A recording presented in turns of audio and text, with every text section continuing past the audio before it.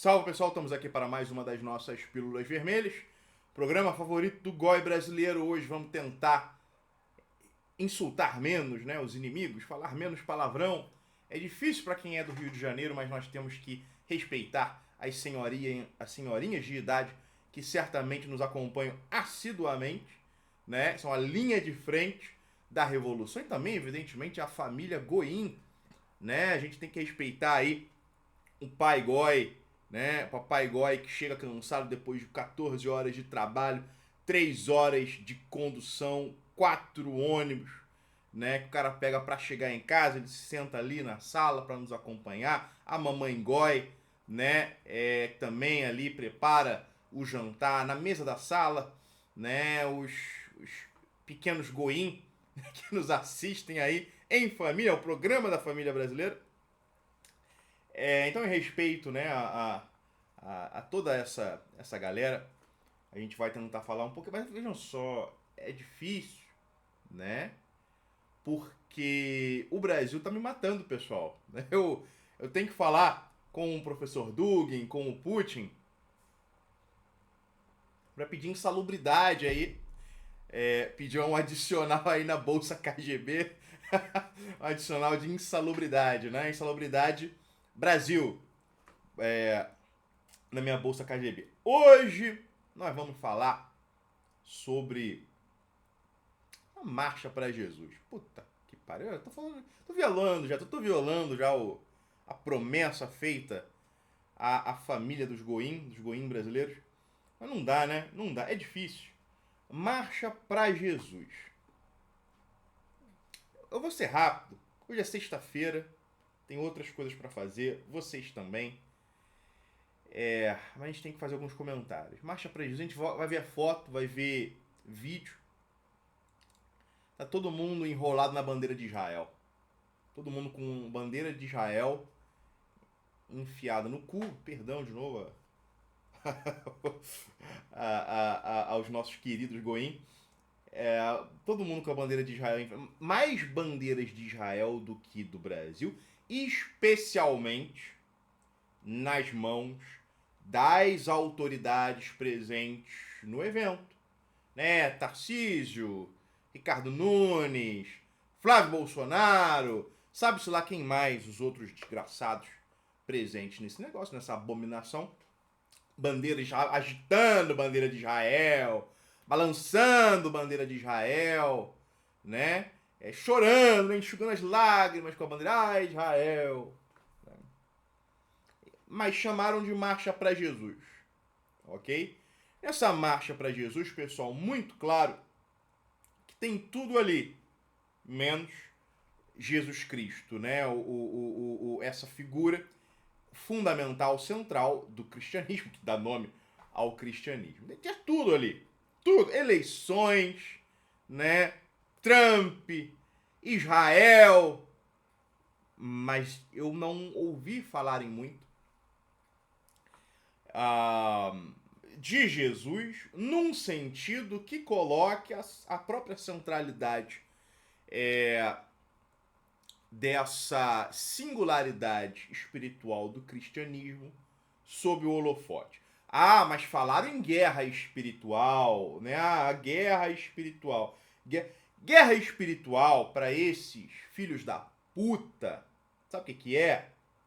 Guerra espiritual. Já viu aqueles videozinhos que alterna entre penteco macumbeiro girando e um pessoal, né, meio troncho, meio fuleiro, meio fudido, com um uniforme pseudo-militar aí marchando todo desengonçado dentro da igreja? Isso é guerra espiritual desse pessoal. A guerra espiritual desse pessoal é ficar girando igual o peão e falando labachuras. Labachuras, xalabacara, xalabás. Né? Isso é um... Lembram do Senhor dos Anéis, em que tem ali o, o duelo entre o Saruman e o Gandalf, quando a Companhia do Anel tá tentando contornar Moria. Aí eles estão perto da montanha de Caradhras, né? Aí tá lá o Saruman no topo de Orthanc. Eu sei os nomes todos porque eu sou o cara do Tolkien, tá? O cara tá no topo de Orthanc, né? Ali no na montanha, a torre lá de Isengard, né? E aí o cara tá lá com as mãos estendidas. Aí o cara tá, xalabacara, labachura, xarabás. E aí a montanha começa a tremer, etc, etc. É isso, basicamente, né? É a guerra espiritual. É feitiçaria neopentecostal, basicamente, né? É a feitiçaria neopentecostal. Porque olha só, uma marcha para Jesus, em que todo mundo tá com a bandeira do Estado de Israel, maldito seja, e vem falar em guerra espiritual, que guerra espiritual é essa aí? Para além da minha piada aqui sobre feitiçaria neopentecostal, macumba evangélica e por aí vai. Que guerra espiritual é essa? Em primeiro lugar, Estado de Israel, pessoal, é uma operação, é a culminação de uma operação cabalista que nasce na Idade Média. É uma operação. Você tem. A criação do Estado de Israel é o resultado de todo um trabalho que nasce na Cabala Luriânica, é filtrado, absorvido, apropriado pelo sabateanismo e pelo franquismo e se seculariza superficialmente através do Theodor Herzl.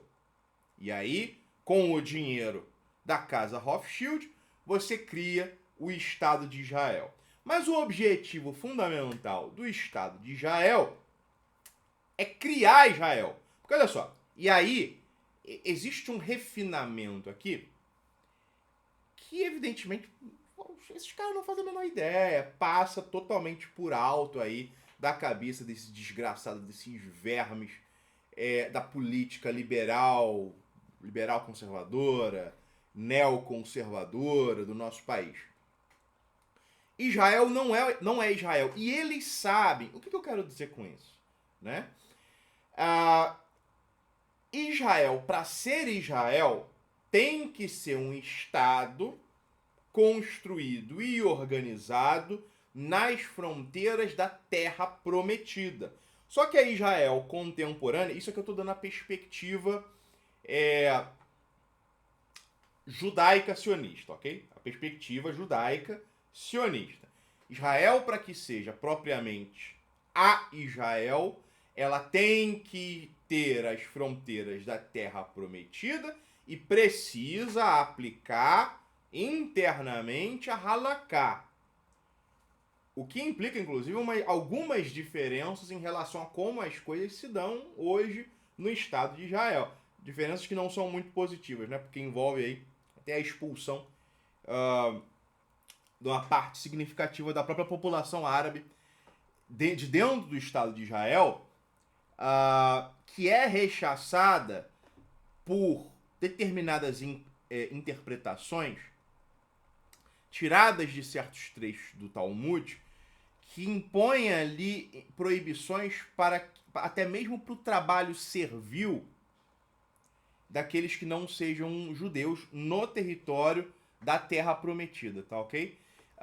Então teria uma série de diferenças, porque hoje em dia o governo israelense, o Estado de Israel, as empresas israelenses utilizam mão de obra árabe, mão de obra palestina, mão de obra tailandesa, mão de obra indiana, para uma série de coisas. Mas enfim, numa perspectiva especificamente religiosa e messiânica, Israel só existe realmente, primeiro, a partir do momento que você estende as fronteiras até ocupar toda a Terra Prometida, você recoloca Jerusalém como a capital desse estado e reconstrói o Templo de Jerusalém, portanto, né, fazendo vir à luz o terceiro templo, e você volta a realizar os sacrifícios rituais dentro do templo, né, no Santo dos Santos, né?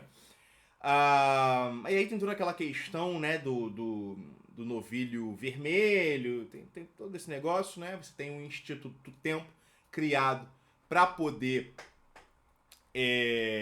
cuidar desse negócio do novilho, fazer engenharia genética, né, para poder ter ali o animal que precisa ser sacrificado no primeiro ritual de consagração do novo templo de Jerusalém e assim por diante.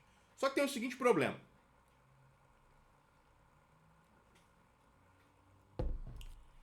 Eles consideram que fazendo tudo isso, né, porque existe uma dimensão espiritual aceleracionista em tudo isso que eu estou falando, eles consideram que isso vai fazer vir o Messias, né? O primeiro Messias, porque são, eu não sei se vocês sabiam, mas para os judeus, ou pelo menos para a maioria das correntes, pelo menos se estiver falando do Shabbat, por exemplo, mas não apenas o Shabbat, são dois Messias, o Messias filho de José e o Messias filho de Davi, o Moshiach ben Yosef e o Moshiach ben Davi.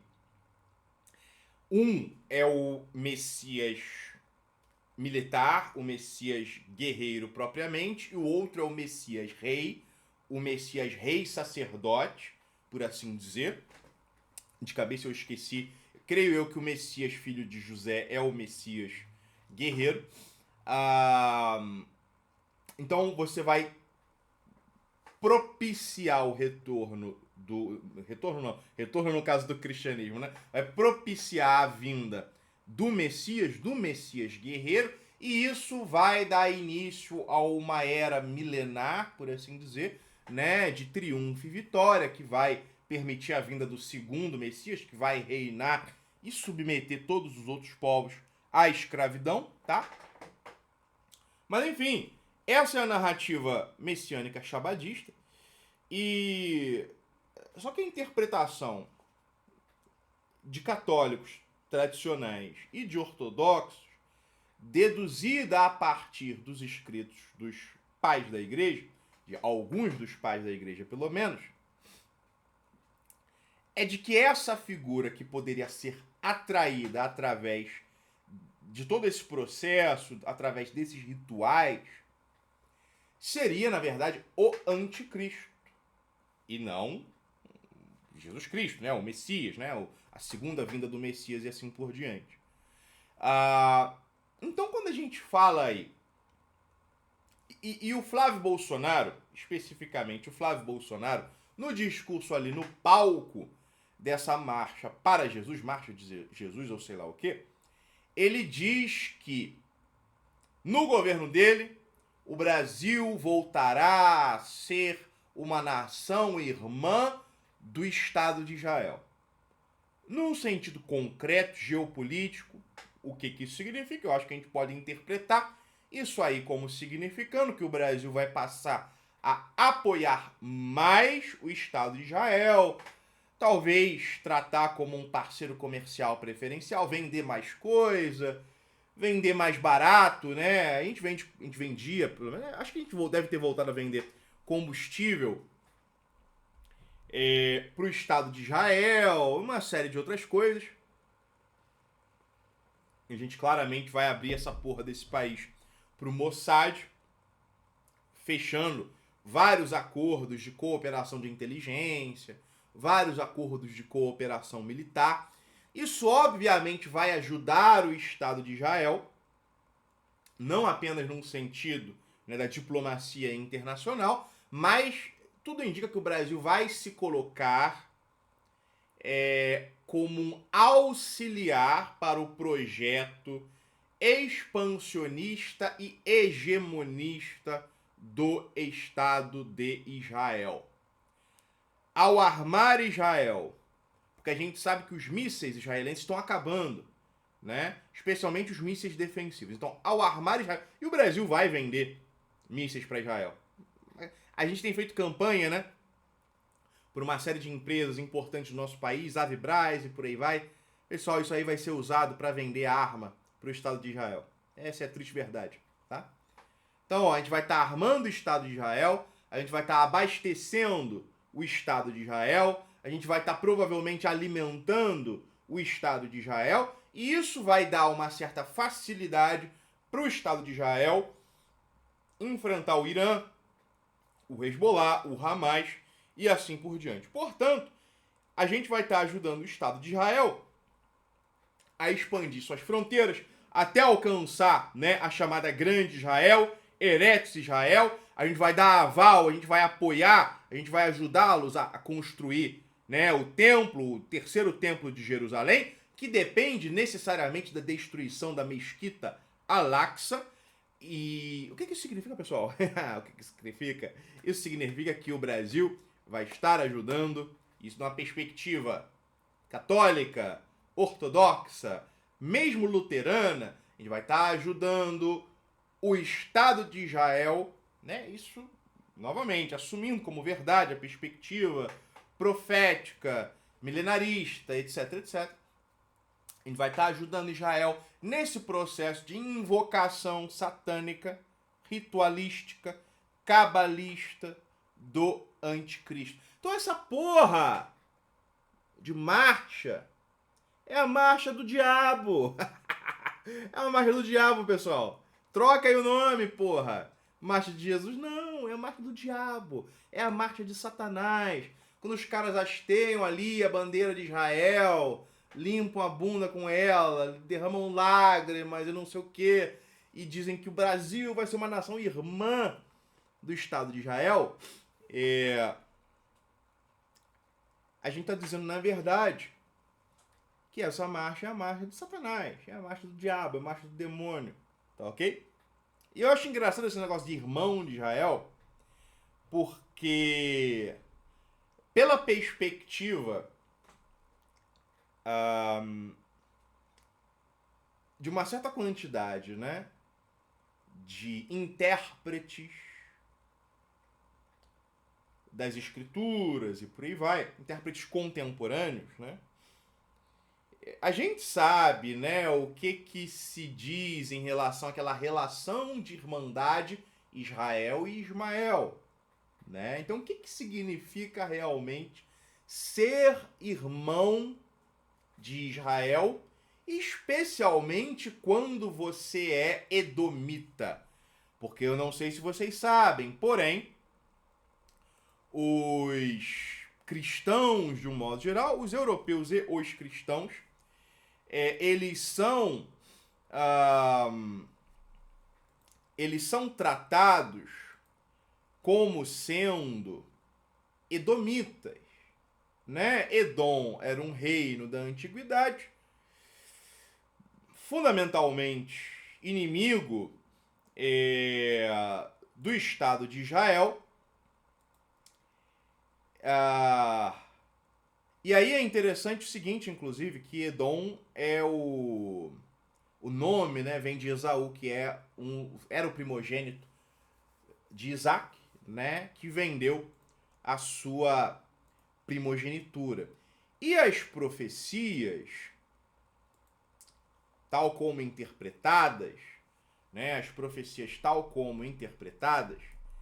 elas apontam para uma necessária destruição dos edomitas, né? Aí tem ali, eu não sei se é em Obadias ou onde quer que seja, né? Que eu até falei sobre isso naquele vídeo do Ocidente, o Islã, a resenha do livro do Youssef Hindi, né? Que a montanha de Edom desmoronará e assim por diante. Essas são as profecias que são interpretadas como significando a destruição da cristandade e da Europa, tá?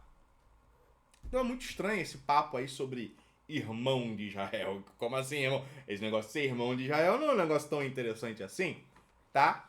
Mas assim, isso aí o Flávio Bolsonaro tá colocando o Brasil numa lógica de linha auxiliar de um projeto messiânico, aceleracionista, milenarista, que é categoricamente anticristão e anti-europeu, né? Isso aí é algo que é sem sombra de dúvida. Eu teria que falar ainda, eu não vou fazer isso nesse vídeo, eu vou escrever um texto sobre isso e também fazer um vídeo sobre isso.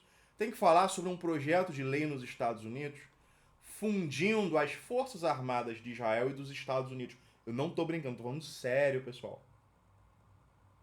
oficiais militares israelenses vão ter autoridade para mandar em soldados estadunidenses. É a fusão do exército de Israel com as forças armadas dos Estados Unidos. Se isso passar nos Estados Unidos, eu não duvido que o Brasil queira fazer a mesma coisa. E aí vai ter general israelense mandando nos nossos soldados. Talvez até mandando brasileiros para morrerem no Oriente Médio, né? O Jiang Shueqin e alguns outros caras falam sobre essa ideia aí de uma Pax Judaica, e muita gente duvidando, né? Por causa do bom desempenho do Irã. Mas, pessoal, uma fusão entre as Forças Armadas de Israel e as Forças Armadas dos Estados Unidos seria algo extremamente perigoso para o mundo, né? Mas isso aí tem que ser motivo para um vídeo específico. O que importa é que o Brasil pode acabar tendo um papel também nesse tópico, pessoal. Daí tá, marcha para Jesus, né? Marcha do diabo, marcha do capeta, ou o que seja. Foram 40 mil pessoas. Os vídeos, isso aí são os números de observatórios, né? ONGs e por aí vai. Esse pessoal sempre diminui a quantidade de pessoas em eventos bolsonaristas. Tá, vamos subir esse número. 100 mil? 200 mil? Talvez 500 mil. Eu acho que não, 500 mil, tá? Mas 200 mil, 300 mil, eu acho que sim. Era uma população ali mais ou menos, daquilo que a gente vê por foto, né? Mais ou menos uma audiência de um Rock in Rio, ok?